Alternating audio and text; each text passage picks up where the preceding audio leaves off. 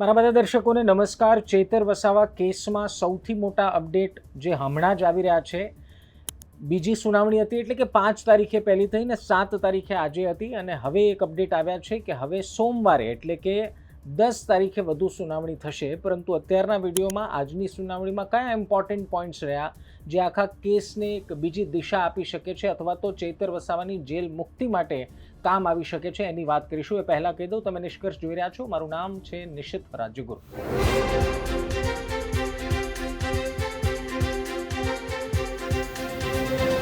તો તમને ખબર છે કે 5 તારીખે ચેતર વસાવા તરફથી અપિયર થતા વકીલ સિનિયર એડવોકેટ સૈયદ સાહેબે કેટલાક મુદ્દાઓ રજૂ કર્યા હતા, જેમાં 2-3 મુદ્દાઓ ખાસ હતા. એક તો મુદ્દો હતો કે 25(1)A કલમ જે આર્મ્સ એક્ટની કલમ છે એ કઈ રીતે અહીંયા ફિટ બેસે છે અથવા તો શા માટે લગાડવામાં આવી, મુદ્દો એક એ હતો.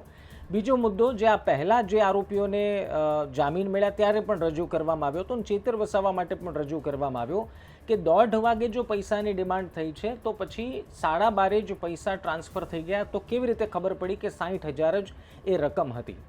7 તારીખ એટલે કે આજની હિયરિંગમાં ઇમ્પોર્ટન્ટ એ હતું કે સામેના તરફના વકીલ જે સવાલો ઉઠાવવામાં આવ્યા છે એ અને સાથોસાથ કયા મુદ્દાના આધાર પર આ સેન્ટેન્સ જે છે એને રદ ન કરવી જોઈએ અથવા તો જામીન ન આપવી જોઈએ, ગ્રાઉન્ડ્સ કયા કયા છે રજૂ કરવાના હતા. આજની હિયરિંગમાં સૌથી ઇમ્પોર્ટન્ટ મુદ્દા એ રહ્યા કે સામેના પક્ષના વકીલે સુપ્રીમ કોર્ટનું એક જજમેન્ટ ટાંક્યું અને સૌથી મોટો મુદ્દો યાદ રાખજો કે ચેતર વસાવાની હિસ્ટ્રીને લઈને એ સવાલ ઉઠાવવામાં આવ્યા કે ભૂતકાળમાં એમના પર કેટલા કેસ છે, શું એને ધ્યાનમાં લેવા જોઈએ અથવા તો એને ધ્યાનમાં શા માટે હજુ સુધી ચેતર વસાવાના વકીલ તરફથી એ તમામ મુદ્દાઓ રજૂ કરવામાં શા માટે નથી આવ્યા. બીજો જે એમણે કાઉન્ટર કર્યું 25(1)A એટલે કે આર્મ્સ એક્ટની કલમો કેવી રીતના આમાં લગાડવામાં આવી છે એને ડિફાઇન કરવામાં આવ્યું, એટલે કે કલમોની જે પરિભાષા છે એની જે વ્યાખ્યાઓ છે એ સમજાવવામાં આવી કે આ કારણોસર એ લખવામાં આવ્યું છે. લગભગ 1 કલાકથી વધુ સમય આજે પણ હાઈકોર્ટ સમક્ષ આ દલીલો ચાલી, જેમાં સામેના પક્ષોએ પોતાની દલીલો રજૂ કરી અને ત્યારબાદ એવી રજૂઆત કરવામાં આવી કે આજે લંચ બાદ જ ચેતર વસાવાના વકીલ સૈયદ સાહેબે રજૂઆત કરવાનો પ્રયાસ કર્યો કે જો આજે જ એમને સાંભળી લેવામાં આવે તો એમનો તો માનનીય હાઈકોર્ટનો આભારી રહેશે, પરંતુ માનનીય હાઈકોર્ટે કીધું કે આજે એ શક્ય નથી અને એટલા માટે હવે પછીની જે દલીલ છે એ 10 તારીખને સોમવારે થશે. હવે 10 તારીખને સોમવારે ઇમ્પોર્ટન્ટ એટલા માટે છે કારણ કે હવે જે પણ સામેના તરફના વકીલે પ્રોસિક્યુશને જે સવાલ ઉઠાવ્યા છે અથવા તો જે મુદ્દા રજૂ કર્યા છે, સુપ્રીમ કોર્ટના જજમેન્ટની વાત હોય, આર્મ્સ એક્ટની વાત હોય અથવા તો જે પણ એવિડન્સની વાત કરવામાં આવી, એ તમામનું કાઉન્ટર ચેતર વસાવાના વકીલ સોમવારે રજૂ કરશે. એ બાદ ફરી પ્રોસિક્યુશનને જો કંઈ દલીલો રજૂ કરવાની હશે તો ફરી એ થશે. કહેવાનો ભાવાર્થ એ છે કે સોમવારે વધુ એક વખત ઇમ્પોર્ટન્ટ દિવસ છે. બંને પક્ષના વકીલોની દલીલો પૂર્ણ થયા બાદ હાઈકોર્ટ એ તમામ દલીલો, તમામ પુરાવાઓને ધ્યાનમાં રાખીને પછી પોતાનું જજમેન્ટ આપશે.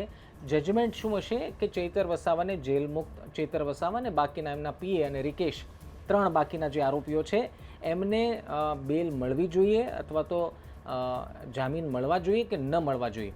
પરંતુ એક વાત તમારે એ અહીંયા યાદ રાખવાની જરૂર છે કે સોમવારે સુનાવણી ઇમ્પોર્ટન્ટ છે એનો મતલબ એવો નથી કે સોમવારે જ માનનીય હાઈકોર્ટ નિર્ણય સંભળાવી દેશે, કારણ કે 2 દિવસના સુનાવણીમાં એક વસ્તુ એ ધ્યાને આવી છે કે પુરાવાઓ રજૂ કરવામાં સમય લાગે છે અથવા તો એ લાંબો સમય થાય છે, એટલે શક્ય છે કે સોમવારથી આગળ પણ હજુ એ રાહ જોવી પડે ચેતર વસાવાની જેલ મુક્તિ માટે. અત્યારના માત્ર જેલ મુક્તિ માટે એટલે કે જામીન માટે, સ્ટે ઓન સેન્ટેન્સ માટે જ દલીલો સંભળાઈ રહી છે. સ્ટે ઓન કન્વિક્શન માટે નહીં, એટલે કે સજા પર રોક માટેનો કોઈ નિર્ણય નજીકના ભવિષ્યમાં આવે એવું લાગી રહ્યું નથી અત્યારની. આ એક અઝમ્પશન છે. આપણે કાયદાના નિષ્ણાંત તો નથી હું કે તમે, અને હું તો નથી જ, પરંતુ જે હિયરિંગ સાંભળીને ઇમ્પોર્ટન્ટ મુદ્દા લાગી રહ્યા છે એ તમારી સામે રજૂ કરી રહ્યા છીએ. કમેન્ટ જરૂર કરજો અને હજુ સુધી આવા અપડેટ્સ માટે ચેનલ સબસ્ક્રાઈબ કરવાની બાકી રહી ગઈ હોય તો કોઈ જીએસટી નથી, કોઈ ટેક્સ નથી, કોઈ રૂપિયા લાગતા નથી, સબસ્ક્રાઈબ ઇઝીલી ફ્રીમાં થઈ જાય છે, તો જલ્દી સબસ્ક્રાઈબ કરી લો. કમેન્ટ કર્યા વગર જતા નહીં. નમસ્કાર.